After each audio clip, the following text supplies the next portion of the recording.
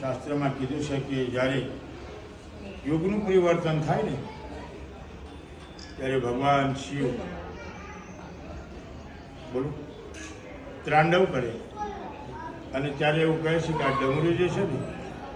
ડમ ડમ ડમ ડમરુબાજ વેદનાદ શ્રવણકાજ શંકર મહારાજ આ તાંડવના એમ કહે છે કે ડમરું વગાડતા વગાડતા કેવી રીતે નાશે દ્રાજિનાંગ દ્રાજિનાંગ ધ્રિજકટ ધ્રિજકટ દિલાંગ વાગે મધુર સિતાર તરકટ તરકટ નાશે ડમ ડમ ડમ ડમરુબાજ વેદનાદ શ્રવણકાજ શંકર મહારાજ આ તાંડવ નાશે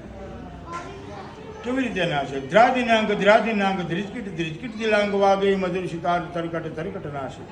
ડમ ડમ ડમ ડમરુબાજ વેદનાદ શ્રવણકાજ શંકર મહારાજ આ તાંડવ ભગવાન કૃષ્ણ અને રાધાજી બેઠા છે ત્યારે એવું કહે કે હે પ્રભુ આજે ભગવાન શું કરે છે?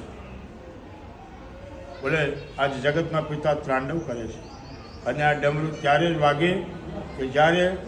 યુગનું પરિવર્તન થાય ત્યારે એમ કહે છે કે ડમ ડમ ડમરુબાજ વેદનાદ શ્રવણકાજ શંકર મહારાજ આ તાંડવના છે. હે રાધે આજે આ જગતનો બાપ જગતનું પરિવર્તન યુગનું પરિવર્તન થઈ રહ્યું છે ત્યારે ત્રાંડવ કરે છે. જે ભોળા છે અને અજન્મા દેવ છે એ બધા જીવોને